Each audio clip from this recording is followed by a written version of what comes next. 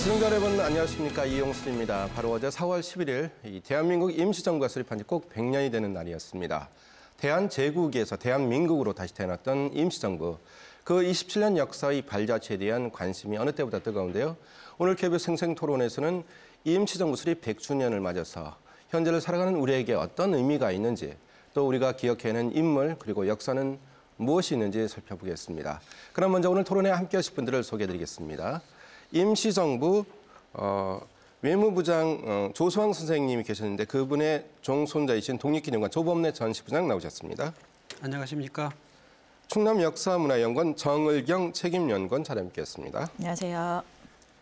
임정노도 4,000km의 저자이신 오마이뉴스 김종훈 기자 나오셨습니다. 상하이와 충칭 임시정부 청사를 직접 둘러봤는데요. 경기대 관광경영학과 안정희 학생 자리에 함께했습니다. 안녕하세요. 네, 어제 임시정부 수립 100주년 기념행사가 열렸는데 관련된 영상을 보시고서 토론을 시작하겠습니다. 대한독립 만세! 독립 만세를 외치고 태극기가 세워집니다. 3월 1일부터 42일 동안 전국을 밝혔던 독립의 횃불들도 한자리에 모였습니다. 임시정부의 첫 헌법인 대한민국 임시헌장의 낭독으로 민주공화국 수립이 선포됩니다. 다시 조직한 임시의정원의 결의로 임시헌장을 선포한다. 해방 사흘 뒤 이범석 장군 등 광복군 4명이 미군 수송기를 타고 여의도 비행장에 도착했던 순간 독립유공자의 후손들이 그날의 감격을 다시 한번 재현했습니다. 광복군 4분이 해방 사흘 뒤에 맨 먼저 밟으신 조국 땅이 바로 이 자리입니다. 어제 기념식은 임시정부 수립 원년인 1919년을 기념해 19시 19분에 시작됐습니다. 시민들이 참여하는 다양한 공연을 통해 임시정부 100주년의 뜻을 되새겼습니다. 네, 먼저 조 부장님, 조수왕 선생님의 이제 종손이라고 제가 이제 소개를 해드렸는데요. 네. 또 독립기념관에서 독립운동의 역사를 직접 이제 연구하시고 기록으로 남겨주신 또 다른 독립운동의 후손으로서의 업무도 맡고 계신데요. 올해 어떻습니까? 뭐 새롭게 다가올 것 같은데요. 100주년이 많아서요? 예, 저한테는 독립운동 100주년뿐만 아니라 독립운동에 많은 분들이 관심을 가져주시고 이걸 기반으로 해서 독립운동이 좀 더 활성화되기를 바라는 그런 심정이 더 강합니다. 네, 그렇습니다. 자, 그리고 작년까지만 해도 이제 4월 13일 날 기념 행사를 가졌고 그랬는데 올해부터 이제 4월 11일 날 어제 이제 올해 같은 경우는 어제 치렀는데 기록이 잘못된 거였습니까? 그 부분이 네. 대한민국 임시정부가 4월 10날 밤 10시부터 임시의정원 회의를 해서 다음 날 10시에 수립을 하죠. 그리고 13일은 대한민국 임시정부가 수립됐다고 하는 걸 대회에 선포한 날이었습니다. 네. 그러다 보니까 기존에 4월 13일로 했는데 4월 11일이 대한민국 임시정부 수립 기념일로 하는 게 맞을 겁니다. 네, 그렇군요. 전일 박사님은 충남역사연구원에서 이제 또 우리 지역의 독립운동가의 발자취를 다시 이제 조명하는 그런 일을 하시고 계신데요. 어떻습니까? 올해 좀 바쁘셨죠? 예, 작년부터 올해까지 굉장히 바쁜 한 해를 보내고 있는 것 같습니다. 임시정부 100주년 맞이해서 저희 연구원이나 도가 많은 역할을 하고 있는데 특히 좀 반가운 점은 제가 15년째 근무를 하고 있는데요. 근대사 관련돼서 이렇게 국민들의 관심이 뜨거웠던 적이 없었던 것 같습니다. 그런 점에서 이 100주년을 기념해서 앞으로 한국의 근대사 관련된 관심이 좀 계속 이어갈 수 있게 하는 게 저희들의 역할이 아닐까 생각하고 많은 부분들을 기획하고 계획하고 있습니다. 네, 그리고 오마이뉴스 김정훈 기자는 뭐 책을 내셨는데 임정로드 4,000km 알고 있는데요. 어떻습니까? 4,000km를 직접 다 갔다 걸으면서 그 역사를 다시 한번 돌아보신 건가요? 4,000km인가요? 예, 그렇습니다. 직선으로 따졌을 때 상하이부터 충칭까지의 그 거리를 쭉 따졌을 때 4,000km로 볼 수 있습니다. 네, 하고 어떻습니까? 그 임정청사가 여러 도시를 이제 거쳐갔단 말이죠.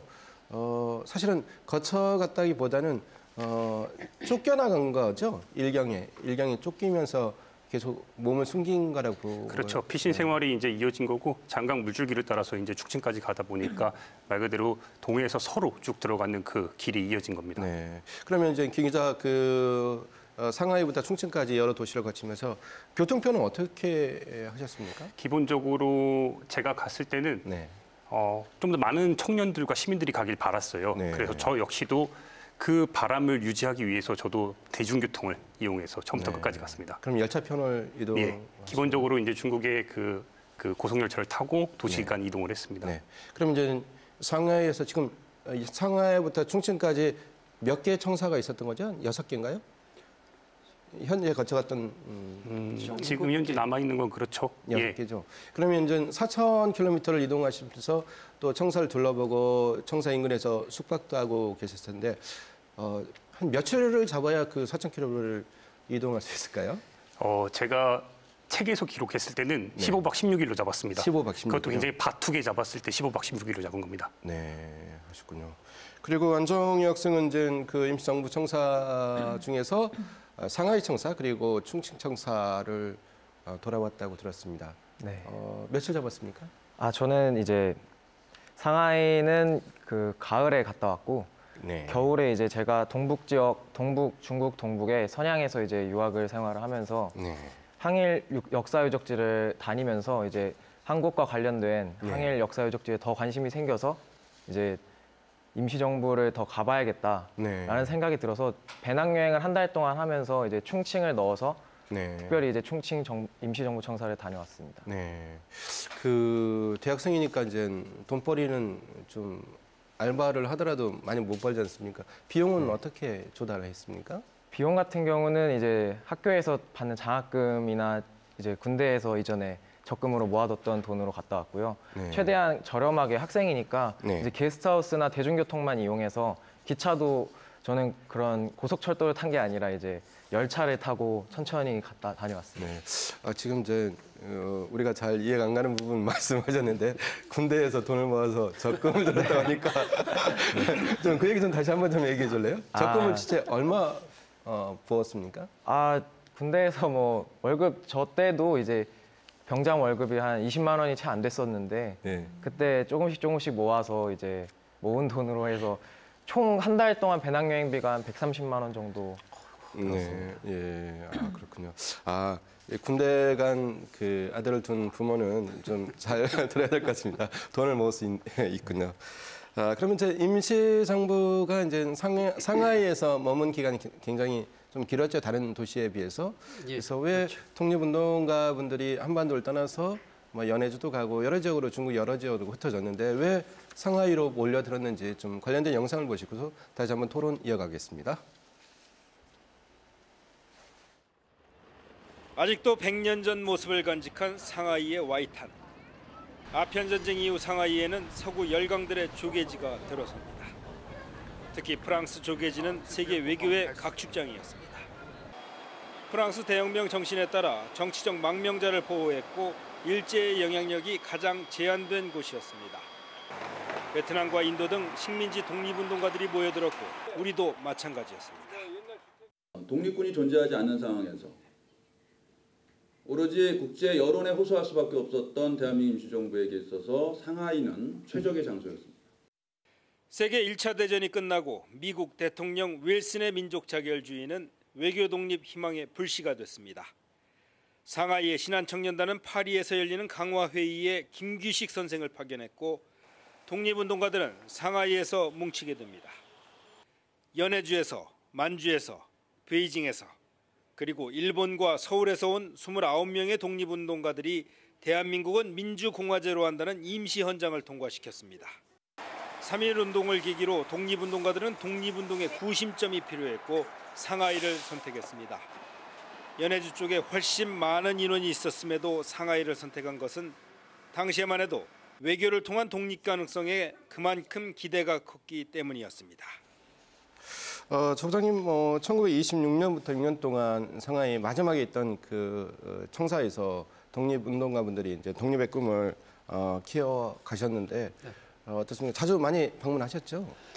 예, 제가 독립기념관 개관에 들어가서 네. 한 15년, 거의 20년 가까이 네. 그 중국 관내에 있는 임시정부 청사와 관련된 자료 발굴, 조사, 복원을 맡아 했습니다. 네. 그 과정에서 1993년 4월에 지금 많은 분들이 방문하시는 그 마당로 보경리 청사가 네. 복원이 됐죠. 그 청사는 많은 분들이 알고 있다시피 1926년 5월경부터 네. 임시정부가 32년 5월 초 상해를 떠날 때까지 네. 13년 동안 상해에 머물면서 가장 오랜 기간 사용했던 청사입니다. 네.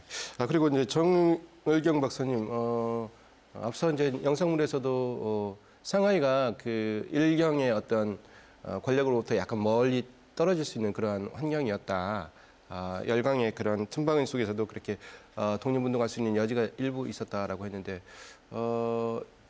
어떻습니까? 그 지역에서 상하이 청사에서 충청 출신의 독립운동가 분들도 꽤 많을 텐데 좀 어떤 분이 뭐 떠오르시나요? 일단 저희가 최근에 가장 주력하고 있는 부분이 임시정부 활동을 했던 충남 출신의 독립운동가들을 현양하는 일들을 하고 있습니다. 그래서 네. 그들의 활동을 좀 밝혀내는 일을 하고 있는데 이 상해의 조계지, 프랑스의 조계였던 것 때문에 임시정부가 수립이 됐는데 임시정부 수립이 여기에만 된 건 아니었습니다. 네. 전체 8곳에 있었는데 그중에 인적 기반이나 물적 기반을 완벽하게 갖추고 있었던 곳이 3곳이라고 지금 현재 알려지고 있습니다. 네. 그래서 상해 임시정부와 그다음에 한성해 정부가 또 하나 있었고요. 그다음에 네. 손병희를 대통령으로 하는 임시정부 이렇게 세 곳이 있었습니다. 결국 나중에 이제 세 군데를 한 군데로 통합하자는 움직임이 있어서 네. 뭐 그렇게 이후에 추진되는 걸로 알고 있습니다. 네. 네. 그리고 김정은 기자, 안정희 학생은 이제 제 뒤로 보이는 이제 청사 직접 가보시고 또 여러 가지 감회가 남들었을 것 같은데 실제 가보니까 어떻습니까? 먼저 김 기자님. 이 마당로 청사 같은 경우는 굉장히 가기가 쉽습니다. 네. 그 신천 지역 6번 출구에 나와서 200m만 가면은 얼마든지 들릴 수 있는 길이라 솔직히 말씀드리면은 그곳에 이제 신천지 카페 거리가 있는데 카페거리요? 그곳을 가는 길목에 많은 분들이 들리는 곳이 이곳 마당로 청사고 네. 아시다시피 상하이에서만 당시에 12번이나 청사로 옮겼습니다. 12번이요? 그럼 이게 마지막 청사입니다. 네. 근데 그 전에 우리나라가 말 그대로 세워졌던 대한민국이 만들어졌던 그 첫 번째와 뭐 최근에 두 번째 청사로 알려진 그 네. 방금 전에 말씀 주신 세 곳의 임시정부를 통합한 그 하비루 청사가 있던 곳은 지금 현재 위치가 이제 밝혀졌는데 네. 여기에 아무런 표식도 없다는 게 막상 그곳에 찾아갔을 때 굉장히 헛헛함이 밀려옵니다. 네. 우리나라가 만들어지고 그리고 통합된 곳인데 왜 아무런 흔적이 없을까 하는 네. 그런 부분이 상당히 아쉽습니다. 네. 우리 국민들이 이제 자주 방문하는 상하이 임시정부 청사, 상하이에서 12번째 청사라고 말씀하셨는데 그러면 최소한 도시가 개발돼 가지고 기존의 건물이 헐렸다고 하더라도 대략 어느 지점에 있었다. 기록물은 있습니까, 조 부장님? 예, 관련 기록들은 네. 그 뭐 우리 대한민국 임시정부 관련 기록이라든지 아니면 독립운동을 직접 하셨던 분들이 남긴 각종 자서전 기록들에 많이 남아 있습니다. 근데 네. 90년대 들어와서 중국 상하이가 도시 재개발이 엄청나게 이루어지면서 네. 임시정부 청사라든지 독립운동과 관련된 기관들이 있던 그 건물들이 상당히 많이 헐렸죠. 새로운 건물이 아예 들어서서 그 건물 하나가 아니라 그 일대가 헐리면서 새로운 건물이 엄청나게 들어서면서 정확한 번지수를 네. 확인하는 것도 어렵고 그 도로명이나 번지수가 많이 바뀌면서 그 거기에 그 어떤 설명판이라든지 붙이는 것 자체가 우리 노력만 갖고서는 사실 되는 부분이 어렵습니다. 왜냐하면 그거는 상대적이라 중국 정부와 같이 협의를 해 나가야 되는데 중국 정부에서 그런 부분에 대해서 선뜻 네. 호의를 내지는 협조를 하는 경우는 좀 어렵습니다. 네. 그래서 정부에서도 많은 노력을 하고 있습니다. 그런데 네. 아까 김 기자님 말씀하셨던 그 합의로 309호 우리가 잘 알고 있는 태극기 꽂아 있고 단독 건물로 돼 있던 그 건물이 그 위치가 확인된 건 거의 최근입니다. 그래서 그런 부분에 대해서는 앞으로도 중국 정부와 끊임없이 협의를 진행을 해서 말씀하신 것처럼 그 설명문이라든지 아니면 현판만이라도 설치해야 될 필요성은 있습니다. 네, 김 기자님 좀 직접 방문해 보니까 좀 장소가 협소하다 이런 얘기가 많던데요. 그렇죠. 일단은 뭐 마당로 청사 같은 경우는 지금 우리가 느끼기에는 협소하지만 네. 그래도 제가 생각한 것보다는 훨씬 상태가 괜찮았습니다. 근데 지금 네. 말씀 주신 통합을 이룬 그 하비루 청사 같은 경우는 현재 지금 H&M 의류 매장입니다. 네. 그러다 보니까 그곳에서의 막상 찾아갔을 때 아무런 흔적도 없고 이곳이 과연 여기서 우리나라 애국지사들이 과연 이곳에서 행동한 것이 맞나 하는 그런 생각이 들어서 제가 주차 강조하는 거 그곳에 의미를 부여할 수 있는 표지석이라도 꼭 세워야 된다. 어려움은 있지만 세워야 된다는 게 그 주장하는 바입니다. 그리고 저 안정희 학생은 상하이에서 어떻습니까? 직접 가보니까 좀 공간이 어때 느낌이 좀 있었을 것 아닙니까? 저도 사실 이제 상하이 임시정부 청사를 이제 인터넷에서 찾아보고 이제 후기들을 읽어볼 때 많은 사람들이 이제 협소하고 아까 김 기자님께서 말씀해주신 것처럼 카페거리 근처에 갑자기 이제 이쪽에 없을 것 같은 정부청사가 있다.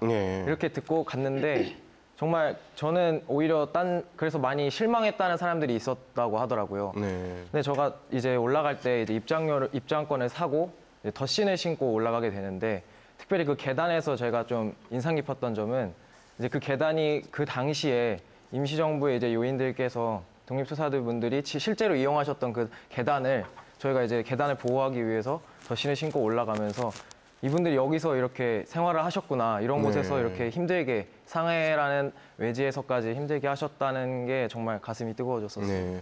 그리고 이제 4,000km거든요. 충칭까지 상해에서 충칭까지 8개 지역을 전전하면서 쫓겨가면서 정부 역할을 이제 해왔는데요. 자, 어떻습니까? 27년 동안 이동 경로 어떻게 되죠, 장관님?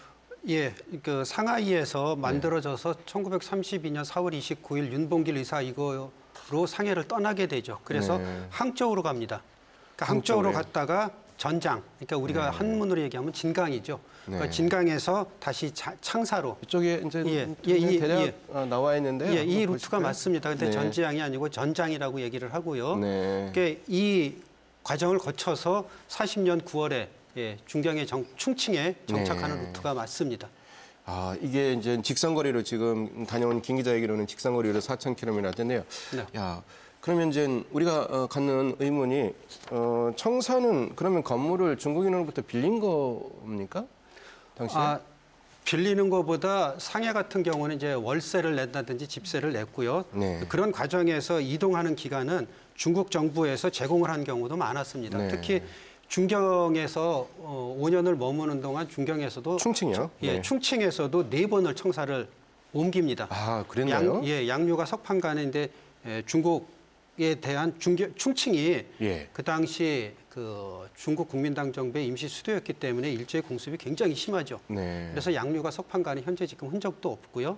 그러니까 세 번째 사용하고 백범일지 학원을 집필했던 오사양 청사는 지금 이제 그 재개발되면서 헐렸고 우리가 잘 알고 있는 임시정부의 마지막 청사 연화지 청사는 중국 국민당 정부에서 거의 무료로 우리 대한민국 임시정부에 제공을 한 그런 건물이 되겠죠.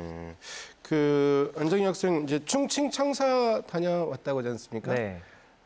상하이 청사하고 충칭 청사 비교하면 어떻습니까? 충칭 청사는 일단 개인적으로 딱 갔을 때 정말 크다.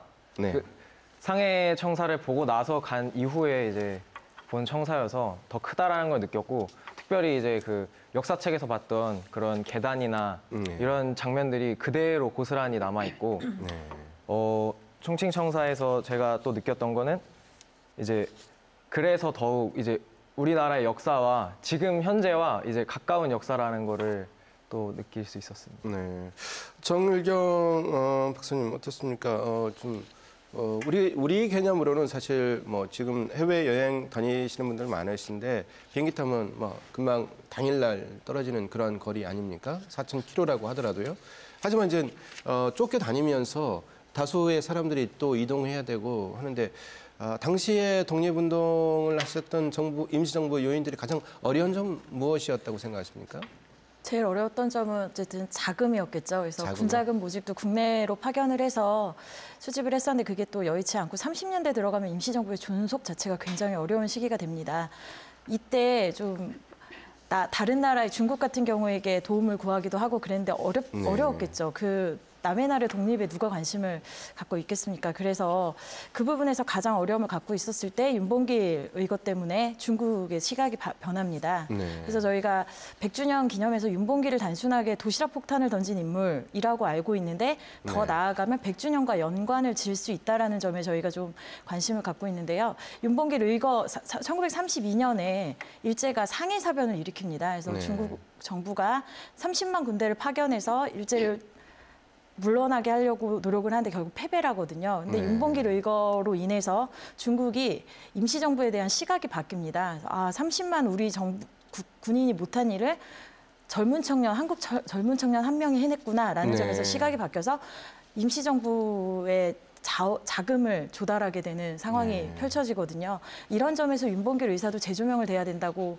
생각을 하고 있고요. 그런 점에서 임시정부 관련돼서는 저희들이 앞으로 해결해야 할 과제가 굉장히 많다고 생각하고 있습니다. 저도 이제 중국에 갈 기회가 있었는데 중국 사람들하고 좀 친해지려면 그 윤봉길 의사를 얘기하라. 그러면 굉장히 좀 존경하는 인물이기 때문에 국내에서는 여러분들 계시지만 김구 선생님보다 중국에서는 오히려 윤봉길 선생님이 더 존경스러운 인물로 이렇게 받들고 있기 때문에 윤봉길 의사 얘기를 많이 하면 좀 좋은 이미지를 줄 것이다 이런 얘기를 했습니다. 예, 그리고요, 조 부장님. 예, 그 금방 정 박사님 말씀하셨던 부분에 좀 더 보완을 하자면 그 윤봉길 의사가 많은 분들이 또한 인터넷에서 도시락 폭탄 던졌다고 얘기를 하는데 그건 잘못된 겁니다. 잘못된 자료고요. 그 수통형 폭탄을 던졌죠. 수통형? 예, 그러니까 물통. 왜냐하면 그 일제가 상하이 사변을 일으키고 4월 29일 날 각종 언론 등을 통해서 일본 국왕, 언론에서는 일본 천황이라고 얘기하는데 그거는 그쪽 표현이고 저는 일본 국왕이라고 말씀을 드리겠습니다. 일본 국왕의 생일 기념식하고 상하이 사변에서 일본이 승전한 걸 기념하기 위해서 4월 29일 날 홍코 공원에서 기념식을 한다고 하는 언론을 대대적으로 내죠. 그리고 그거를 백범이 확인을 하고 윤봉길과 협의를 해서 홍코 공원 의견을 준비를 하는데 그 언론상에서 그 홍코 공원에 매점을 설치 안 한다. 그러니까 각자 도시락을 먹을 수 있는 물통을 준비하라 그래서 도시락 폭탄과 수통형 폭탄을 중국 병공창 김홍일 선생을 통해서 그 준비를 해서 수통형 폭탄을 던지는 거죠. 그리고 말씀하셨듯이 윤봉길 의사 의거 전까지는 중국 국민당 정부에서 임시정부 지원이 거의 없었습니다. 그러니까 윤봉길 의사 의거 이후 백범, 김구 등과 협의가 돼서 낙양군관학교라든지 여러 가지 지원 협조가 있으면서 임시정부가 미주 지역으로부터도 재정 지원을 받고 새로운 활로를 띠게 되는 그런 역사적인 의미가 있습니다. 윤봉길 의사는 이제 충남 예산 덕산에서 태어나신 분이죠. 예산 지역에서 청년 운동을 하시다가 이래서는 안 된다. 그래서 좀 나라를 되찾아야 됐다 해서 김구 선생님 만나러 상해로 가서 바로 이제 두 분이 뜻을 같이 해서 의거를 일으킨 걸로 알고 있습니다. 김 기자는 어떻습니까? 임시정부 청사 탐방이 몇 해 전부터 부쩍 늘은 걸로 알고 있습니다. 그래서 이제 안정희 학생도 다녀왔고 임시정부 탐방이 뭐 왜 늘까요? 뭐 당연히 이제 늘어가는 추세가 있습니다만 참 몰랐기 때문에 그간 못 갔다고 저는 생각이 들거든요. 몰랐다. 네, 만약에 제대로 알았다면 우리 역사에 대해서 우리 뿌리에 대해서 알았다면 전 충분히 갈 수 있었는데 그간 그럴 기회조차 제대로 없었고 제대로 된 조명조차 없었기 때문에 우리가 실제로 가지 못했던 거고 이제 아니까 이 역사에 대해서 뿌리에 대해서 알고자 하는 욕구가 발동을 했고 막상 가서 보니까 우리가 기대했던 것보다 훨씬 좋고 위대한 역사를 알게 됐다는 그 즐거움이 있는 겁니다. 그리고 조영일 박사님 뭐 충남 역사문화연구원에서도 그런 탐방을 계기로 해가지고 새롭게 충남 지역에 충청 지역에 독립운동가 뭐 발굴 작업을 하시는 건가요? 저희가 일단 2011년에 충남 지역 출신 독립운동가를 전수조사를 했었습니다. 그때 공훈을 받은 유공자가 1,016명 정도로 파악이 됐었는데요. 제가 최근에 다시 조회를 해봤더니 1,200명 가까이 증가를 했습니다. 여기서 좀 집중해 주셔야 되는 부분이 뭐냐면 전국적으로 시군 단위, 도 단위에서 가장 독립운동가가 많이 배출된 지역이 경북 지역입니다. 경북이에요? 네. 그래서 경북에 독립기념관이 별도로 세워지게 네. 됐거든요. 그 다음으로 독립운동가 가장 많이 배출한 지역이 충청남도입니다. 네. 근데 그동안 충청남도가 뭐 근대사뿐만 아니라 다른 컨텐츠를 너무나 많이 갖고 있었다고 생각을 해요. 백제라든지 유교라든지. 근데 최근에 이제 이 작년부터 100주년 기념해서 글쎄요, 역사의식이 성장을 했는 건지는 잘 모르겠지만 이 부분에 관심을 갖게 되면서 저희가 독립운동가들 관련된 연구나 대중화를 저희가 조금 더 진행해야 된다라는 데 여러 가지 의견을 갖고 있고요. 무엇보다도 제일 먼저 해야 되는 일이 이렇게나 많은 독립유공자가 배출이 됐는데 왜 충남 지역에 이렇게 많은 독립유공자가 배출이 됐는지, 누가 있는지, 어떤 활동을 했는지 제대로 알려지지 않고 있습니다. 그래서 이 작업을 저희가 중장기적으로 좀 가지고 가는 게 저희 연구원 목표이고 제 목표입니다. 네. 네. 그 충남에서만 1,200분이라고 하시니까 사실 대부분 알죠. 이제 윤봉길 의사 알 테고요. 그리고 백약 김자진 장군 알 테고요.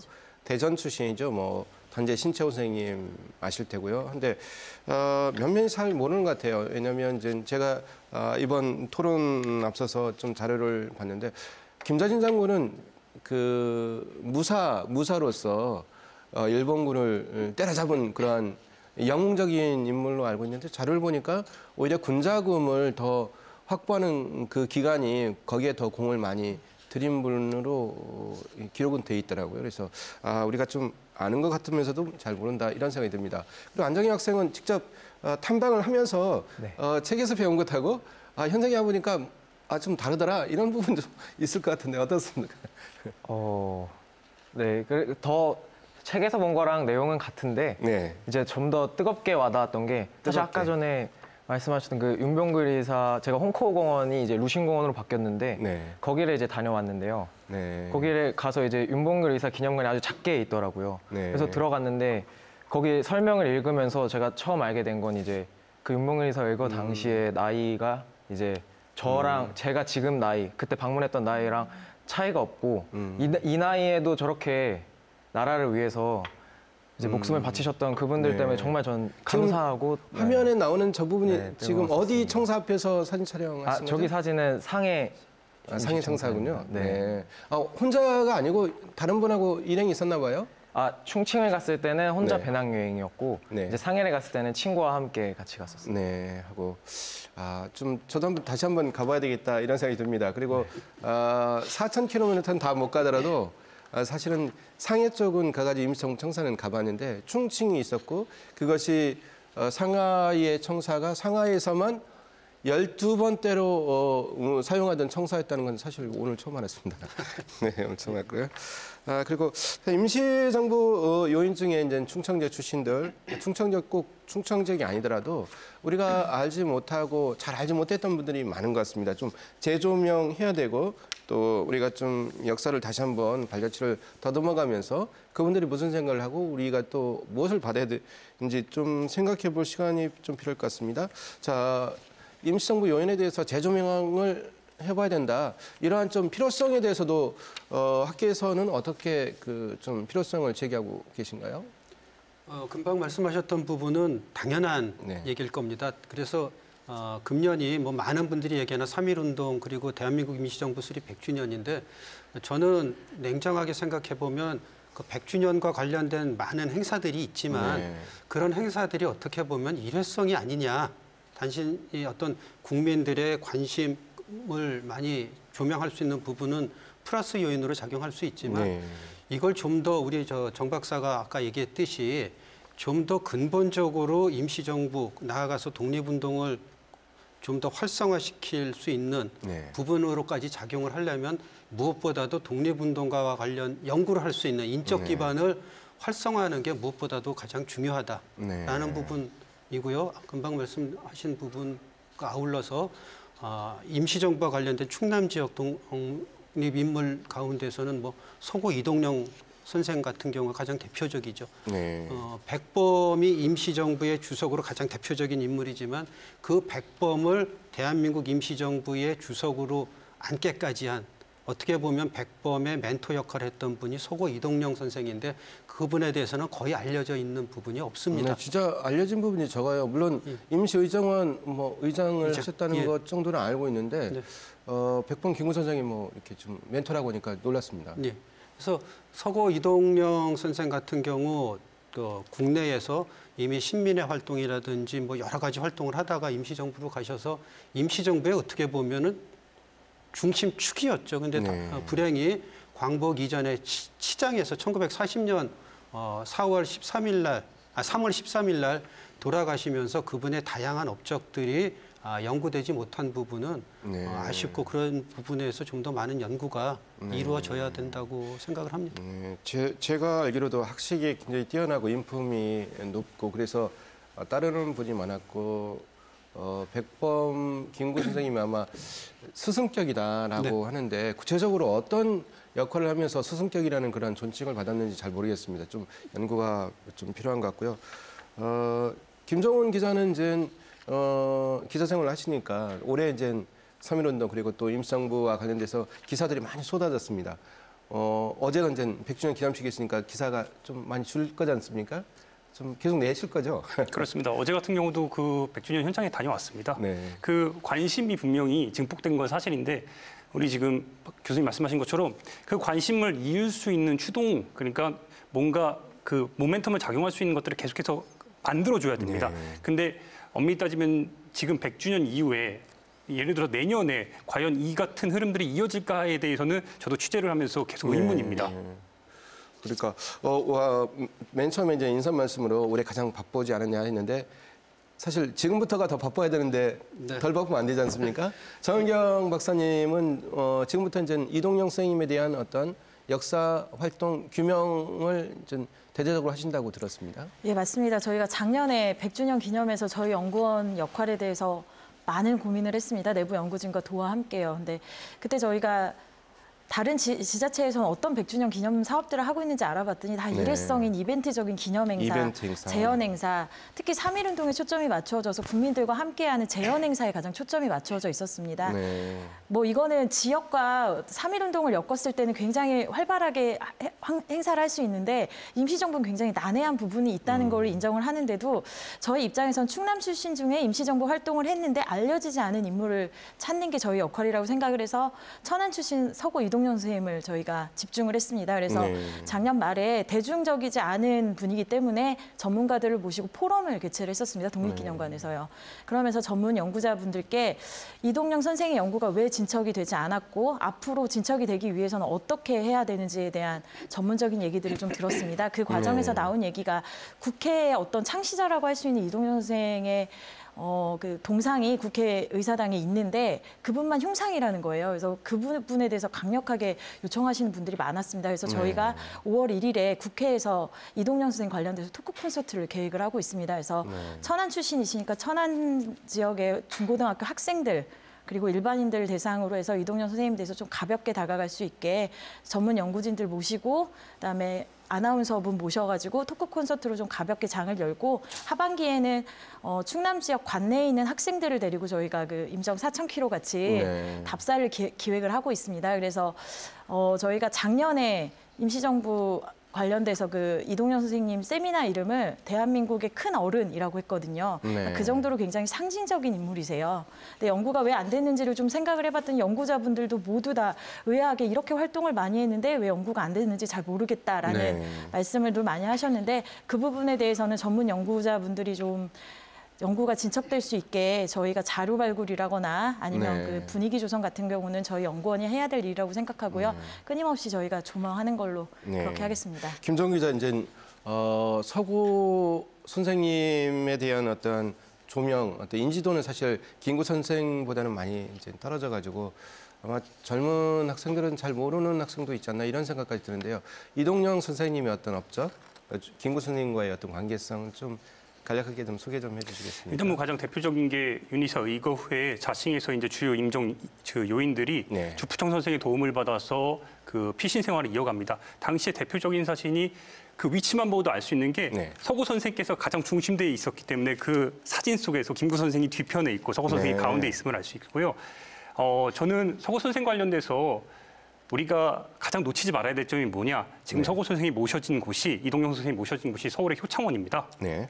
그 효창원에 지금 차리석 선생과 조상원 선생을 비롯해서 임종 요인들의 묘역이 조성이 돼 있는데 이 부분조차 지금 제대로 알려지지 않았기 때문에 서구 선생이 왜 효창원에 모셔졌는지, 그리고 왜 우리는 이 서구 선생에 대해서 제대로 가서 인사를 못 드리는지, 이런 부분도 하나하나 알리고 전파하는 게 저는 첫걸음이라고 생각합니다. 네. 그리고 소부장님, 그 대전 출신으로는 단재 신채호 선생님 계신데 신채호 선생님에 대한 어떤 조명이 사실 좀 늦은 감이 있습니다. 대전시에서 올해부터 뭔가를 한다고 그러는데 사실 한참 늦었지 않습니까?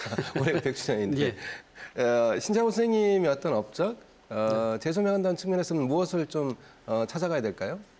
단재 신채호에 대해서는 대한민국 임시정부 수립에 관여했던 부분뿐만 아니라 우리 고대사, 그러니까 조선 상고사라든지 그 옛 역사를 갖다가 민족주의 사관으로 새로운 시각으로 연구를 하시고 그와 관련된 책도 많이 펴낸 민족주의 사학자이시죠. 그러니까 그런 부분에서 단재 신채호가 남긴 글들이 굉장히 많습니다. 근데 그 자료들이 대부분 북한에 있습니다. 북한에요? 예, 북한에 있어서 저희 독립기념관에서 2007년, 8년부터 해서 북한하고 같이 북한에 있는 단재 관련 친필 원고죠.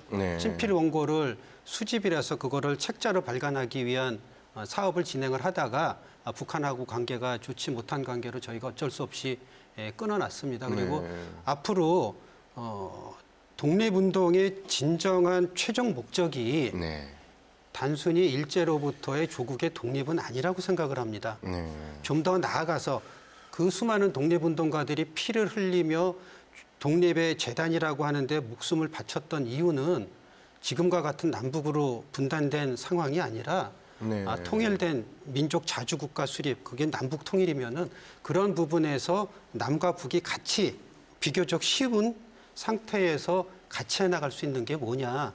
저는 안중근 의사 유해 발굴하고 단재 신채호 선생과 관련된 자료를 발굴해서 펴내는 그런 부분이라고 생각하고 있습니다. 그래서 그런 부분이 함께 진행된다면 단재에 대한 새로운 조명, 그리고 아까 말씀하셨던 서고 이동영 선생에 대한 그 연구도 같이 아울러지면 좀 더 활발한, 말 그대로 계속 이어나갈 수 있는 부분이 아닐까 생각합니다.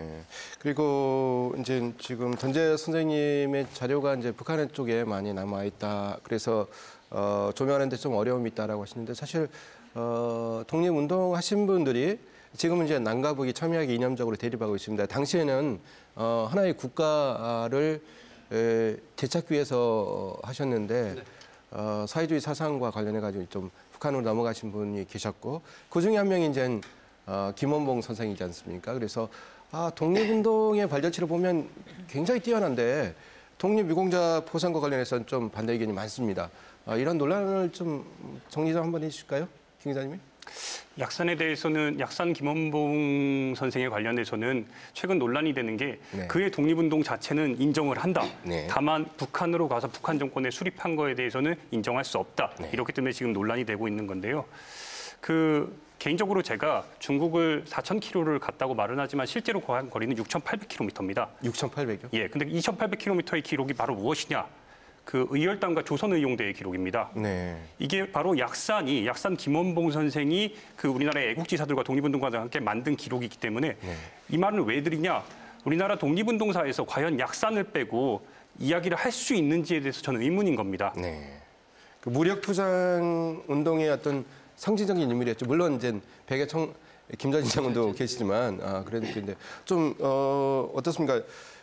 독립운동의 자료를 이제 수집하고 있어 연구하시는 분들 입장에서 보면 이러한 남북관계 속에서 약산 김원봉의 독립운동에 대해서 일정 부분 인정해야 된다. 이런 거에 대해서는 수긍하면서도 그분이 북한 정권 수립에 기여했고 또 남침에 일정 부분 책임이 있다라는 부분에서는 또 자유롭지 못하거든요. 어느 분이 말씀 주실까요? 약산 김원봉이 독립운동 과정에서의 역할은 분명히 있습니다. 다만 광복 이후 남한으로 왔다가 다시 북한으로 가서 요즘으로 말하면 장관을 지내면서 그 부분에 대한 많은 논란이 지금 되고 있는 거 사실이고요. 그래서 약산에 대해서는 분명히 활동은 언급을 얘기하고 또 약산 김원봉이 이렇게 최근에 부각되고 많은 분들이 관심을 갖게 된 거는 아마 그 밀정과 암살이라고 하는 상업 영화, 대중 영화가 아마 지대한 영향을 미쳤을 거라고 생각을 합니다. 네, 물론 그 나왔어요. 영화가 잘된 부분이고 또 1000만 이상이 보고 저도 한 5번 이상을 봤습니다만은 물론 내용상에서 역사적인 사실과 맞지 않는 부분들도 일부 있습니다. 그런데 뭐 영화 외적인 얘기고 다만 저는 약산 김원봉뿐만 아니라 요즘 최근에 많은 독립운동가들에 대한 서운 논란, 등급의 논란이 있지만은 저는 제 개인 생각입니다만은 원칙은 지켜져야 된다. 원칙은요. 왜냐하면 정부에서 국가보훈처에서 그 공원 심사의 기준을 마련해 놨습니다. 그런데 그 만약에 독립운동가들의 서훈이나 등급을 얘기한다 그러면 그 공원 기준이 먼저 바뀌든지 아니면 그걸 협의를 해서 그 기준에 따라서 서훈을 다시 얘기하는 게 우선이지 않을까. 네. 그리고 그와 같은 부분이 논란이 되는 것도 독립운동사가 최근처럼 이렇게 연구된 건 불과 20년입니다. 네. 길어야 30년입니다. 그러다 보니 연구진도 부족하고 관련 자료 수집, 분석도 많이 부족합니다. 네, 그러니까 그게 모두 이루어져야 공헌이 제대로 이루어지지 않을까 싶습니다. 그리고 재조명이 좀 필요하다 이런 좀 의견이 많은 분 중에 한 분이 이제 조소왕 선생님이세요. 조 선생님의 이제 종소님 이제 바로 이제 지금 말씀 주신 조범래 독립기념관 전시부장이신데 조소왕 선생님이 재조명 받아야 된 이유는 좀 다른 분이 좀 말씀 주실까요? 어느 분이?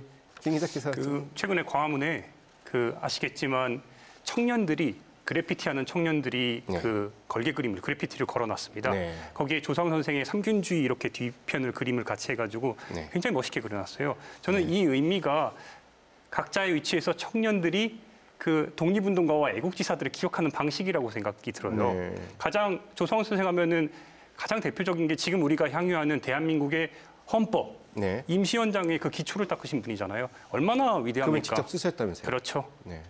거기서 우리가 지금 향유하는 민주공화제 1조를 얼마나 감동적이에요. 근데 잘 알려지지 않았습니다. 네.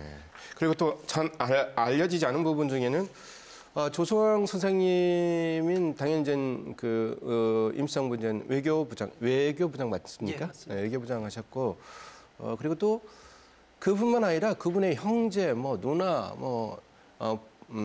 이제 부인, 자녀 해가지고 독립유공자가 몇 분이요? 저희 집안에 14분이 독립유공자로 포상을 받으셨고요. 네. 소왕과 관련되는 부분은 상하이 임시정부 임시헌장 10개조로 된 그 헌법에 기초를 했다는 것도 중요하지만은요. 네. 대한민국 임시정부의 기본 이념 그리고 광복 후 수립할 민족국가 청사진이었던 대한민국 건국강령을 네. 1941년에 임시정부에서 발표하는데 그 대한민국 건국강령의 기본 이념이 삼균주의입니다. 네, 그 삼균주의를 창안하셨던 분이기 때문에 임시정부의 어떤 기본 이념을 연구하기 위해서는 좀 더 많은 연구가 이루어져야 된다고 생각을 합니다. 네, 그리고 정을경 박사께서 이제 우리가 이제 100년 독립운동, 3.1 독립운동 100년 그리고 임시정부 수립 100년 맞았는데요. 자, 앞으로 100년 앞으로 우리가 해야 될 일, 우리한테 남겨진 과제가 좀 뭐라고 보십니까? 늘 많은 분들이 지금 걱정하시는 부분이 100주년 행사가 100주년에 대한 기념이나 행사들이 지금 이렇게 끝나는 게 아닐까, 이벤트적이고 한시적이지 않을까를 고민을 하시는데 저도 이 부분에 대해서 고민을 해본 결과 올해가 1919년에서 100주년이 되는 해인데 내년은 1920년이어서 1919년에 101주년이 되는 해가 아니라 1920년에는 독립운동사 속에서 사건이 일어났고 활동한 독립운동가가 계십니다. 그분들을 기념하는 100주년이 돌아오고 22년에도 22년에 해당하는 사건과 인물들에 대한 100주년이 돌아온다라고 인식을 한다면 이러한 관심과 국민들의 독립운동에 관련된 관심이 향후 한 20년은 더 연장되어야 된다고 저는 생각을 하고요. 저도 그거에 맞춰서 좀 많은 역할을 해야 된다라고 의무감을 갖고 있습니다. 그리고 안정희 학생 뭐 100년 하면 좀 너무 부담이 되지 않습니까? 임시정부 청사라든지 독립유적지 방문하는 청년들이 좀 늘까요? 어떻습니까? 네, 앞으로 더 늘 거라고 생각을 하고 저는 이제 임시정부가 가장 중요한 건 이제 그 당시에 뭐 서학이나 동학 이렇게 네. 화합을 이뤘다는 게 저는 가장 중요하다고 생각을 해서 그 국민들이 주인이 되고 이렇게 서로가 화합하는 정신을 좀 계승해서 100주년이라는 이런 한순간의 이벤트성이 아니라 이런 정신을 다시 생각해서 앞으로 좀 더 나아갈 수 있었으면. 그래서 이제 한반도뿐만이 아니라 이제 짧게는 이 남한에서도 화합을 이루고 또 더 나아가서는 한반도의 이제 평화와 이런 통일을 이룰 수 있는 그런 계기가 되었으면 좋겠습니다. 네, 조 부장님도 짤막하게 좀 말씀하실 마지막 순서가 될 것 같습니다. 예, 저는 그 앞으로 남겨진 과제가 네. 아까도 잠깐 말씀드렸습니다마는 대한민국 임시정부와 관련된 나아가서 독립운동과 관련된 연구의 인적 기반 확보가 무엇보다도 중요하다라는 점을 좀 말씀드리고 싶고요. 그리고 100주년이지만 내년은 2020년은 청산리 대첩 100주년이고 한국광복군 창설 80주년입니다. 김대진 장군. 예, 그래서 그런 부분 때문에 임시정부와 한국광복군 그리고 만주 지역에서의 무장투쟁과 관련된 부분에서 이것이 앞으로 계속 많은 국민들의 관심이 좀 이어지기를 바라는 마음입니다. 네, 그 내년이 또 백야 김대진 장군의 청서인 대첩 또 100주년이 되는군요. 예. 오늘은 임시정부 설립 100주년을 맞아서 그 의미와 과제에 대해서 다양한 이야기를 나눠봤는데요. 오늘 우리가 누리고 있는 삶, 온전히 그분들에게 비친 게 아닌가 이런 생각이 듭니다. 지난 100년을 돌아보고 또 우리가 올바로 그날을 그분들의 활동을 기약하는 이유가 여기 있는 것 같습니다. KBS 영상토론 여기서 모두 마칩니다. 시청해 주신 여러분 감사합니다.